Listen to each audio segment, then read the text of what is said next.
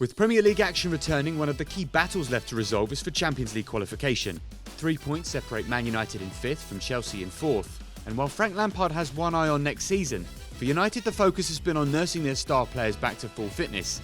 But it seems one of their key men isn't quite ready to return.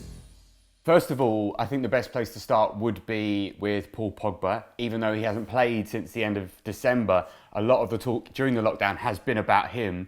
And it looks as though now he's not going to play against Spurs. What's the situation?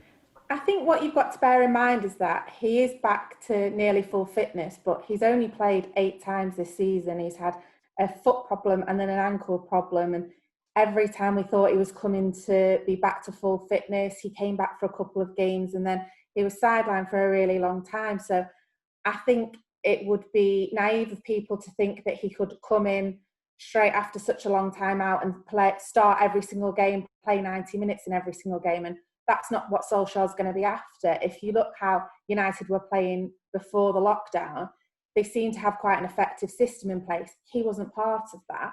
There's no doubt about it that he still remains to be one of the best players in their squad. So he is going to make them a better team once he's back to full fitness. But after such a long time out, you can't just expect players to be able to go in straight away. And it wouldn't be a surprise if we don't see him start on Friday against Tottenham.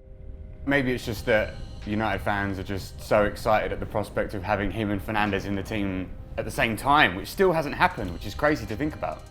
Yeah, I know, because in some ways it seems like Fernandes has been part of the team for ages because of he's had such a big impact in such a small amount of time, but he's only played 5 Premier League games. The excitement is going to be as to how Solskjaer tweaks his system to fit them both in, because if you look at his favoured formation that he plays, which is 4-2-3-1, I think both of them like to play further forward. One of them is going to have to sit deeper if Solskjaer fits with that formation, but there's other options available to him. And they played 2 games against West Brom at Old Trafford on Friday, lost 1, won 1, and I think it was Pogba and Fernandes started in that game that they lost. So they have played together, but it's going to take time for that partnership and for them to start clicking and gelling together. But the basis of it and reason for why United fans should be excited, because they are 2 excellent players.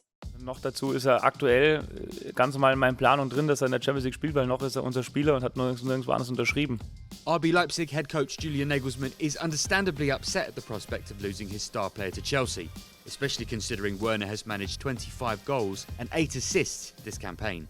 Lampard wanted a striker and he's got one of his main targets, somebody we said that they've been targeting since the winter period. They wanted a striker in winter, didn't get one. Now Werner comes in the summer, but position-wise, a lot of people might think, yeah, they're signing Werner and it means Tammy Abraham's going to be pushed out, but maybe not necessarily. He is a striker, but he also can play in the left wing, and he's done it a lot at Leipzig, and he comes in off the left, and he's that sort of inside forward that most clubs really utilise these days, and he could play with Abraham or in place of him, so it'll be a good fit. It'll be interesting to see who drops out, but I think really it's going to be a case of rotation for places, and then the guy who scores the most plays the most, and Werner's got a big chance of doing just that. Thinking about Werner coming in, he follows on the back of Ziyech, the Ziyech deal being secured in February just before the lockdown. I mean, it's a real signal of intent from Lampard and Chelsea at the moment, right?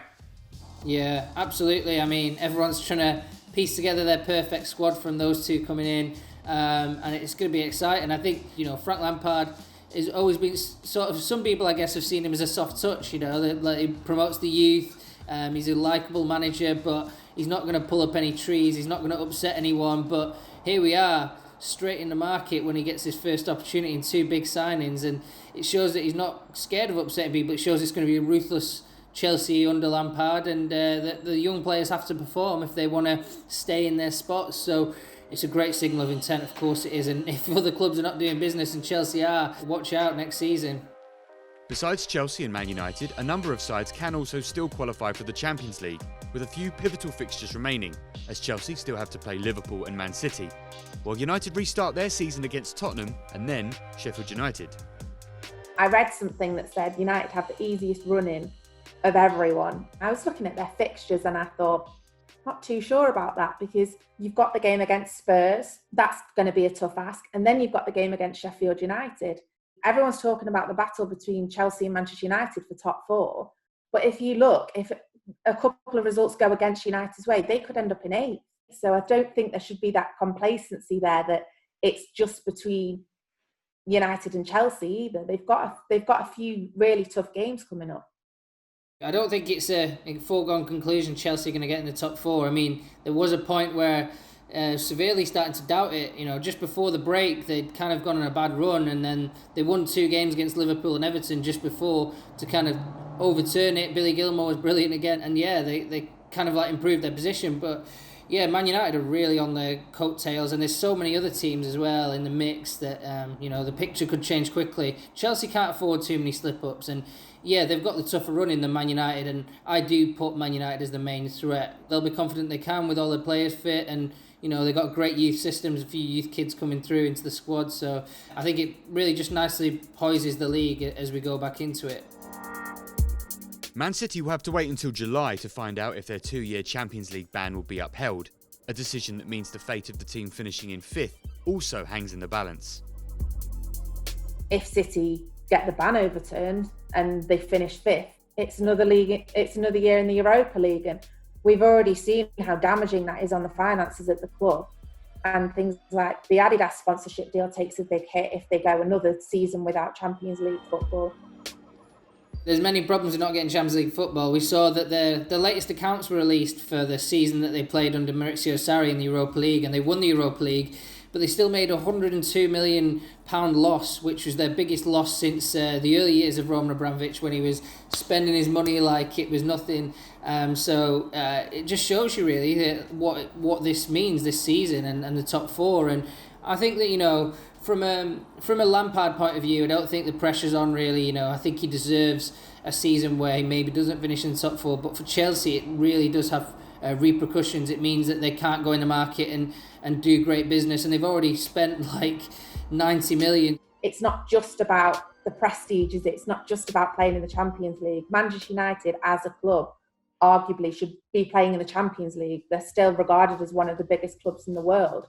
The transfer window could have a massive impact on whether they do that or not, and all the sponsorship deals. So it's really important that they don't sit there and think that 5th will be fine, because ultimately we don't know that. All Chelsea's problems, Man United pretty much have exactly the same problems, and that just shows you that these two clubs are really aiming, and they're doing it the same way. Youth, big transfers, a bit of both, and then young managers who have some some connection with the club. So they basically echo each other, and they're almost the same in so many different ways. So these two are the main contenders, and I would be surprised if anyone else enters the fray seriously for that top 4 spot.